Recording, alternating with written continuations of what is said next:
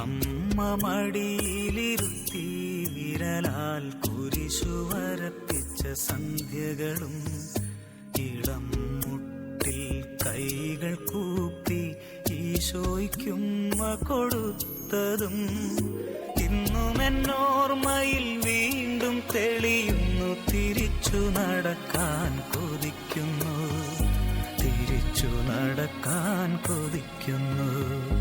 അമ്മ മടിയിലിരുത്തി വിരലാൽ കുരിശു വരപ്പിച്ച സന്ധ്യകളും ഇളം മുട്ടിൽ കൈകൾ കൂപ്പി ഈശോയ്ക്കുമ്മ കൊടുത്തതും ഇന്നും എന്നോർമ്മയിൽ വീണ്ടും തെളിയുന്നു. തിരിച്ചു നടക്കാൻ കൊതിക്കുന്നു, തിരിച്ചു നടക്കാൻ കൊതിക്കുന്നു.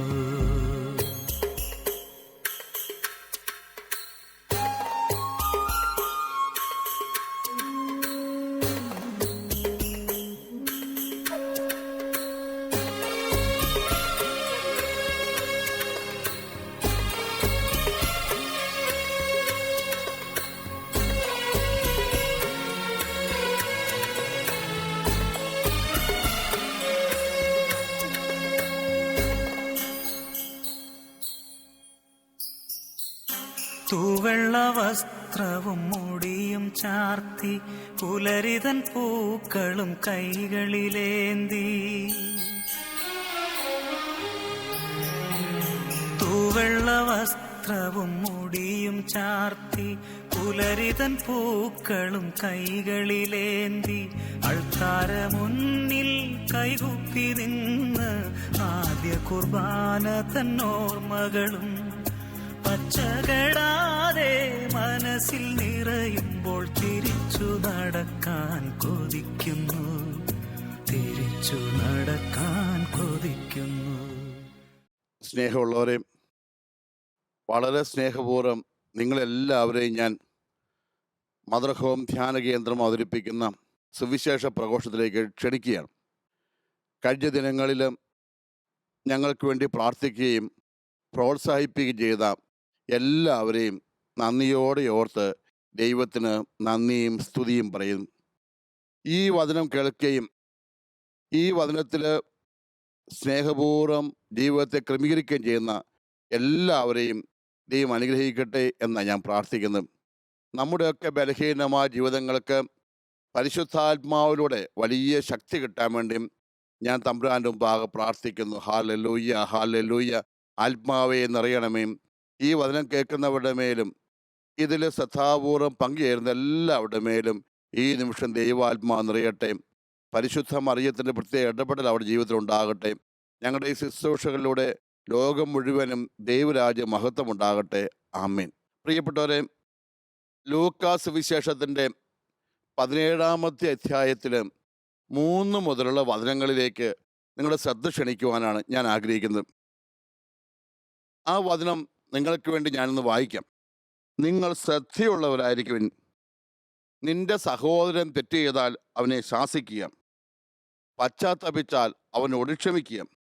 ദിവസത്തിൽ 7 പ്രാവശ്യം അവൻ നിനക്കായി പാപം ചെയ്യുകയും 7 പ്രാവശ്യവും തിരിച്ചു വന്ന് ഞാൻ പശ്ചാത്തപിക്കുന്നത് പറയുകയും ചെയ്താൽ നീ അവനോട് ക്ഷമിക്കണം. അപ്പോൾ അപ്പസ്തോലന്മാർ കർത്താവിനോട് പ്രാർത്ഥിച്ചു, കർത്താവെ, ഞങ്ങളുടെ വിശ്വാസം വർദ്ധിപ്പിക്കണമേ. കർത്താവ് പറഞ്ഞു, നിങ്ങൾക്ക് ഒരു കടുകുമണിയോളം വിശ്വാസമുണ്ടെങ്കിൽ ഈ സിക്കമീൻ വൃക്ഷത്തോട് ചുവടോടെ ഇളകി കടലിൽ ചെന്ന് വേരുറയ്ക്കുക എന്ന് പറഞ്ഞാൽ അത് നിങ്ങളെ അനുസരിക്കും.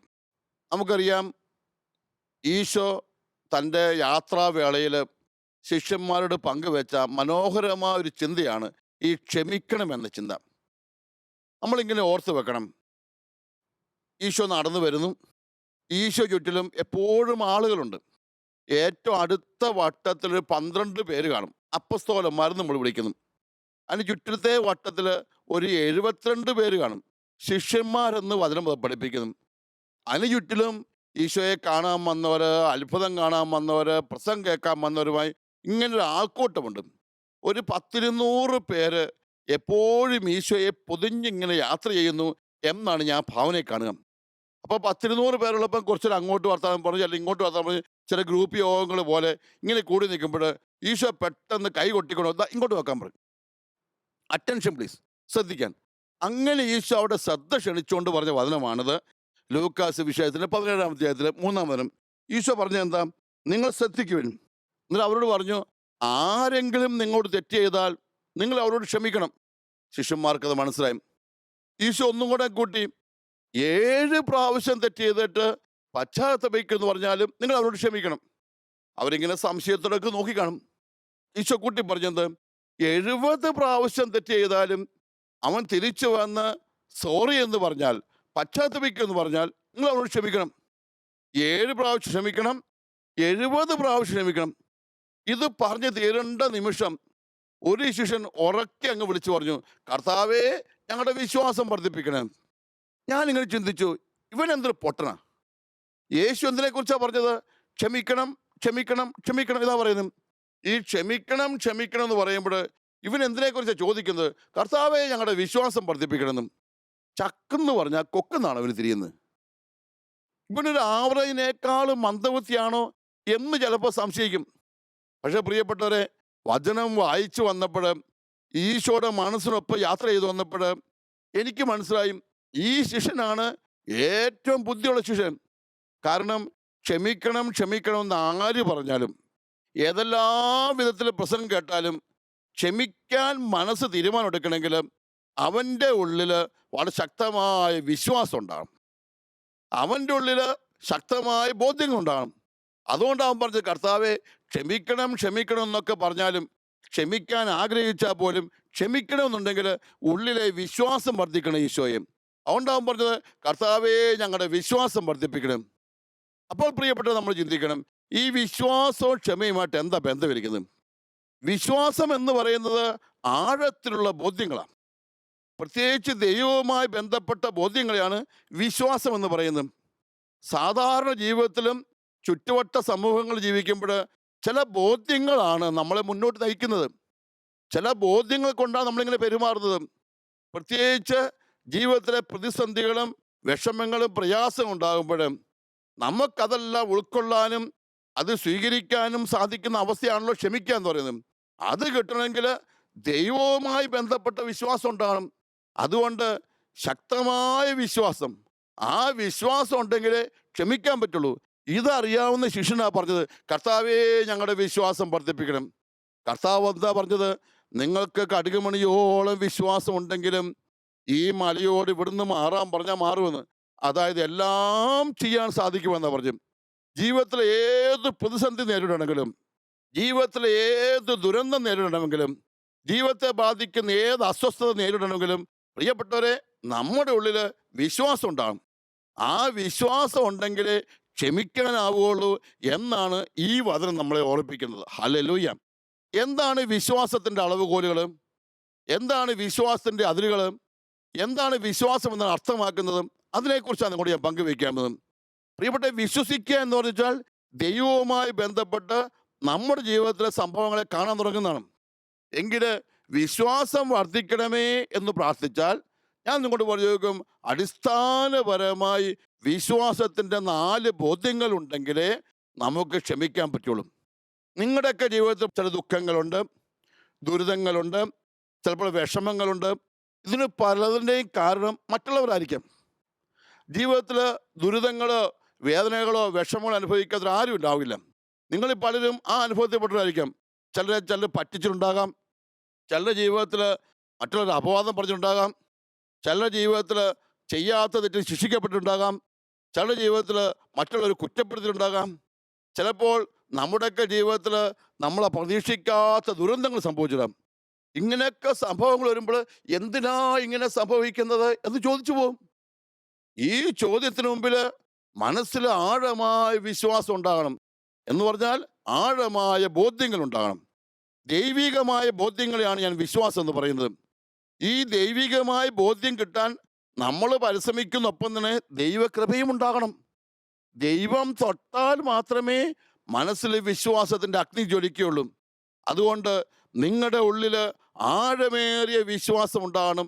ഇതാണ് ഞാൻ നിങ്ങളോട് പങ്കുവെക്കാൻ പോകുന്നത്. ഹല്ലേലൂയ. ഈ വിശ്വാസത്തിൻ്റെ 4 തലങ്ങളെക്കുറിച്ച് നിങ്ങളോട് ഞാൻ ഈ ദിവസങ്ങളിൽ പങ്കുവയ്ക്കും. ഒന്നാമതായി പ്രിയപ്പെട്ടവരെ, വിശ്വാസം എന്ന് പറഞ്ഞു വെച്ചാൽ മറ്റുള്ളവരുടെ തെറ്റുകൾ ക്ഷമിക്കാനുള്ള കൃപ കിട്ടണമെങ്കിൽ എന്താ നമ്മൾ വിശ്വസിക്കേണ്ടത്?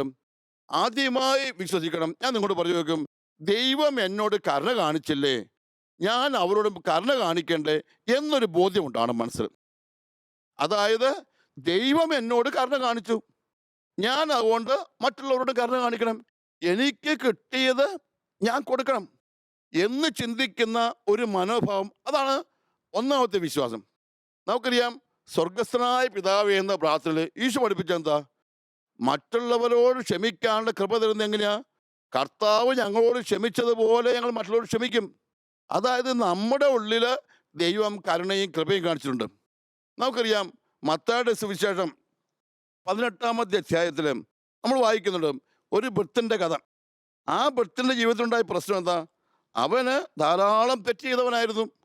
പക്ഷേ ആ യജമാനൻ അവനോടെല്ലാം ക്ഷമിച്ച് അവൻ്റെ കടങ്ങൾ ഇളച്ചു കൊടുത്തു. ആ ഇളച്ചു കൊടുത്ത ഭൃത്യൻ മറ്റുള്ളവരോട് കടങ്ങൾ ഇളച്ചു കൊടുക്കാത്തപ്പോൾ കർത്താവ് പറഞ്ഞത്, നിന്നെ ശിക്ഷിക്കാൻ പോവാന്നും. നമുക്കറിയാം, 18-ാമത്തെ അധ്യായത്തിൽ 21 മുതൽ വചനങ്ങൾ. ഇതേ പശ്ചാത്തലത്തിൽ പത്രോസ് ചോദിക്കുക, കർത്താവ് നിങ്ങൾ എത്ര പ്രാവശ്യം ക്ഷമിക്കണമെന്ന് ചോദിച്ചപ്പോൾ ഈശോ അവരോട് പറഞ്ഞു പഠിപ്പിച്ചൊരു കഥയാണ്. 18-ാമത്തെ അധ്യായം 21 മുതൽ ഈശോ പറഞ്ഞു, ഒരു യജമാനൻ തൻ്റെ സേവകരുടെ കണക്ക് തീർക്കുകയാണ്. ഇങ്ങനെ ചോദിച്ചു വന്നപ്പോൾ ഒരു കാര്യസ്ഥൻ വന്നു, 10,000 താലന്ത് കടപ്പെട്ടിരുന്നു. അത് വലിയ തുക അവന് കടമുണ്ട്. പക്ഷെ അവൻ കരഞ്ഞ് നിലവിളിച്ച് പറഞ്ഞപ്പോൾ അവൻ പറഞ്ഞു, എനിക്ക് ബുദ്ധിമുട്ടാണ്, പ്രയാസമാണ്, പറ്റിയില്ലെന്ന് പറഞ്ഞപ്പം യജമാനൻ അവൻ്റെ കടമെല്ലാം ഇളച്ചു കൊടുത്ത് അവനെ വെറുതെ വിട്ടു. അവനെ പിടിച്ച് ജയിലിടേണ്ടതാണ്, അവൻ്റെ ഭാര്യയും വസ്തുക്കളെ ജപ്തി ചെയ്യേണ്ടതാണ്, അവൻ്റെ വസ്തുക്കളെല്ലാം കണ്ടുകെട്ടേണ്ടതാണ്. എന്നിട്ടും യജമാനൻ അതെല്ലാം ക്ഷമിച്ചു വിട്ടു. ഇവൻ പുറത്തിറങ്ങി, രക്ഷപ്പെട്ടല്ലോ എന്ന് വെച്ച് പുറത്തിറങ്ങിയപ്പോൾ ഇവൻ കാണുന്നതാ, തന്നോട് ഒരു 100 താലന്ത് കടം മേടിച്ചവൻ, നമ്മുടെ നാട്ടിൽ പറഞ്ഞാൽ 100 രൂപ തൽക്കാലം കൈവായ്പ മേടിച്ചൊരു മനുഷ്യനാണ് നടക്കാം. അവനെ കണ്ടപ്പോൾ പറഞ്ഞടാ, നീ എൻ്റെ പൈസ തരണം, ഇപ്പോൾ എൻ്റെ മുതലാളി എന്നെ പിടിച്ച് വിട്ടതേ ഉള്ളൂ, പൈസ കൊടുക്കാത്ത പേരിലും നീ ഇന്നെപ്പോലെ കുറേ പേർ തരാത്തതുകൊണ്ടാണ് ഞാൻ കടക്കാരനത്, നീ എൻ്റെ പൈസ തരണം. അപ്പോൾ അവൻ പറഞ്ഞു, എൻ്റെ പൊന്ന് സാറേ, എൻ്റെ പൈസയില്ല, ഞാൻ കുറച്ച് കഴിഞ്ഞ് തരാം. പൈസ കിട്ടിയില്ല, ഞാൻ ചോദിച്ചിരുന്ന അല്ലെ ആദായം ശരിയല്ല. പക്ഷെ അയാൾ എന്ത് ചെയ്തു? അയാൾ ഒട്ടും കരുണ കാണിച്ചില്ല, ഒരലിവും കാണിച്ചില്ല. നിന്റെ പൈസ നീ എനിക്ക് തരണം, തന്നിട്ട് നീ പുറത്തു പോയാൽ മതി എന്ന് പറഞ്ഞ് അവനെ വീട്ടിൽ പിടിച്ചിട്ടും അവനെ ജയിലറയ്ക്കുള്ളിലാക്കി കഥ പറയുന്നു.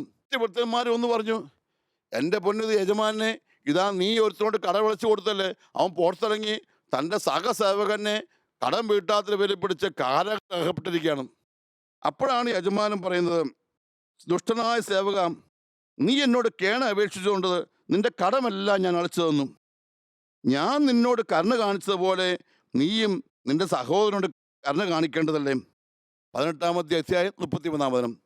നീ എന്നോട് കരഞ്ഞ് പറഞ്ഞപ്പോൾ ഞാൻ നിന്റെ കടവിൽ അടച്ചു തന്നല്ലേ, നീ അവനോട് കരുണ കാണിക്കേണ്ടതല്ലേ? അതായത് നീ കരുണ കാണിക്കാത്തതുകൊണ്ട് എന്ത് ചെയ്തു?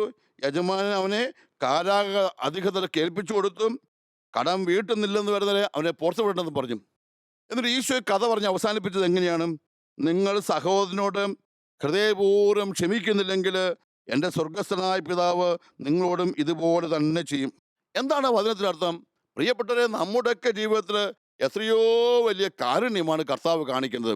ഈ കാരുണ്യം കർത്താവ് കാണിക്കുമ്പോൾ നമ്മളും മറ്റുള്ളവരുടെ കാരുണ്യം കാണിക്കുന്നതാണ് ക്ഷമ എന്ന് പറയുന്നത്. നമ്മുടെയൊക്കെ ജീവിതത്തിൽ ചെറുതും വലുതുമായ ഒരുപാട് തെറ്റുകൾ നമ്മൾ ചെയ്തിട്ടില്ലേ? ഈ തെറ്റെല്ലാം നിരുപാധി കർത്താവ് ക്ഷമിക്കുമ്പോൾ മറ്റുള്ളവർ നമ്മോട് ചെയ്ത തെറ്റ് നമ്മൾ ക്ഷമിക്കേണ്ടതില്ലേ? ഈ ഒരു ആത്മീയ ബോധ്യം മനസ്സിൽ നിറയുന്നവർക്ക് മാത്രമേ ക്ഷമിക്കാൻ സാധിക്കുകയുള്ളൂ എന്നാണ് എനിക്ക് പലപ്പോഴും തോന്നുന്നത്. ചിലർ ബോധപൂർവ്വം ഈ ആത്മീയ ബോധ്യം തള്ളിക്കളയും, അല്ലെ ഇത് മറക്കും. തന്നോട് കർത്താവ് കരുണ കാണിച്ചു എന്ന കാര്യം മറന്നു കഴിഞ്ഞിട്ട് ഞാൻ പുണ്യവാനാണ്, എനിക്കൊരു കുഴപ്പമില്ലാത്ത ആളാണ് എന്ന് പറയുമ്പോഴാണ് പാവപ്പെട്ട ബലഹീനരായ പാപികളോട് വഴക്കുണ്ടാക്കാൻ പോകുന്നത്.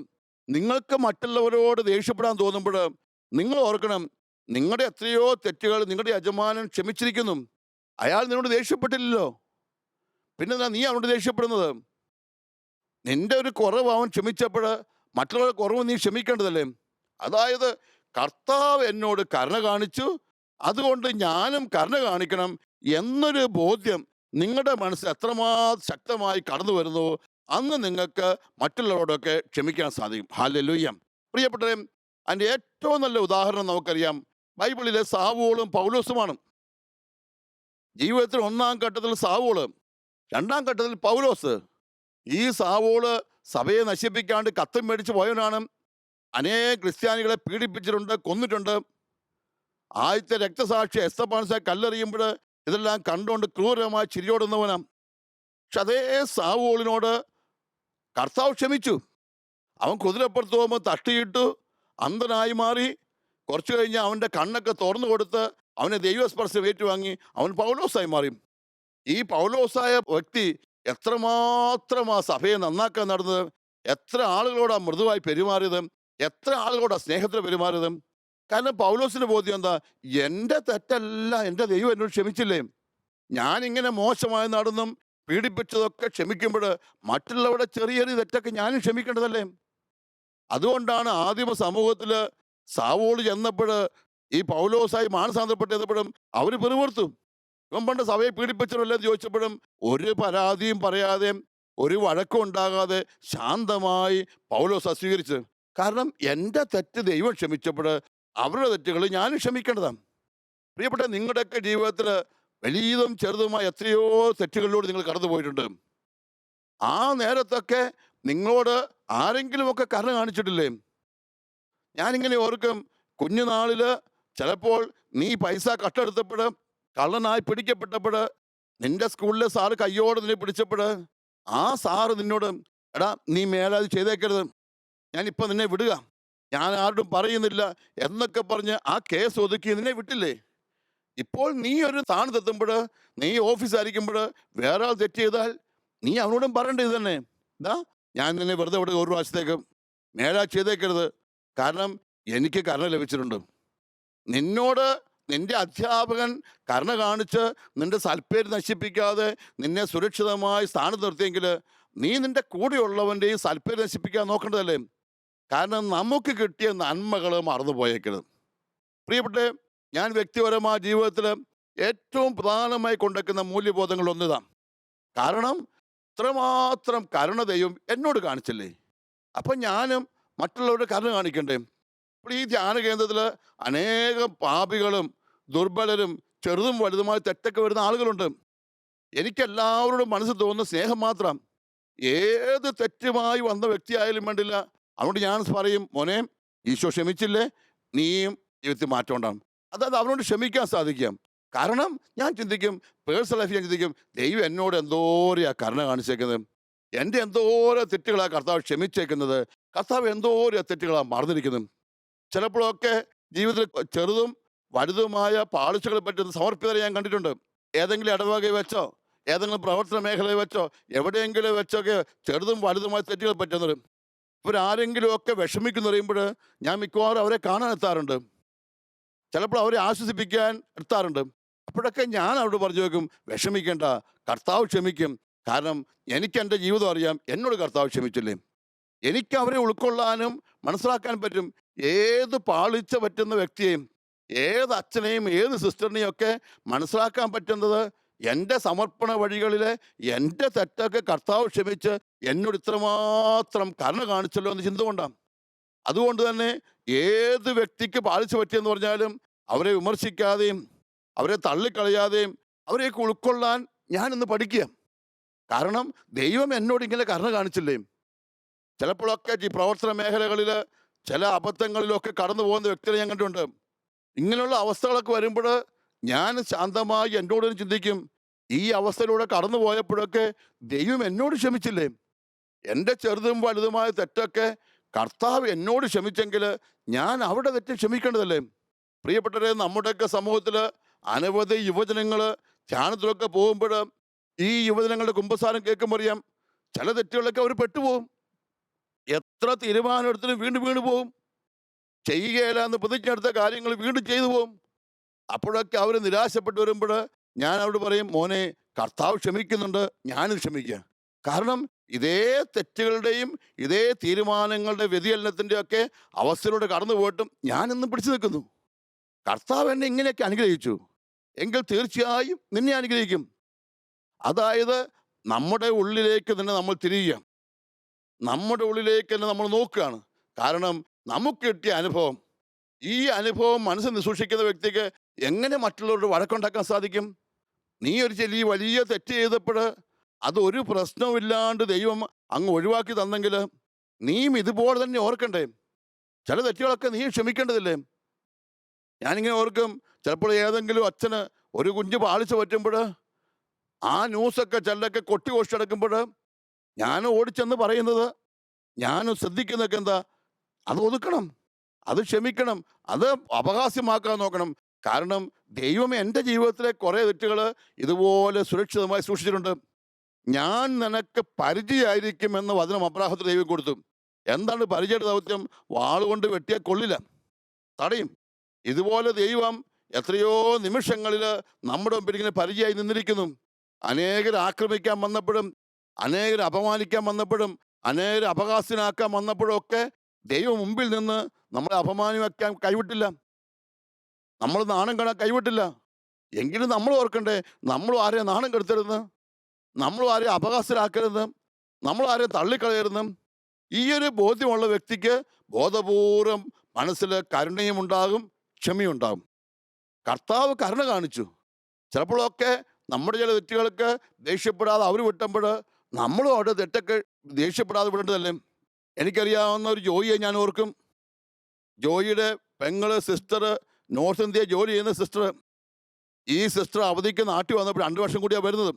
നാട്ടിൽ വന്നപ്പോൾ ഈ ജോയി എന്ന ആള് ഈ പെങ്ങളെയും കൂട്ടി എൻ്റെ അടുത്ത് വന്നു. വന്നിട്ട് എന്നോട് പറഞ്ഞു, അച്ഛാ വീട്ടിൽ വന്നപ്പം തൊട്ട് എൻ്റെ ആങ്ങള് പറയാ, അച്ഛനെ പോയി കാണണം, അച്ഛനെ പോയി കാണണം, അച്ഛനെ പോയി കാണണം. ഈ സിസ്റ്ററിനെ ഞാൻ കണ്ടിട്ടില്ല, ഒരിക്കൽ ഞാൻ ഫോൺ ചെയ്തിട്ടില്ല, എൻ്റെ ഒരു ബന്ധുവല്ല, എൻ്റെ സുഹൃത്തുമല്ല.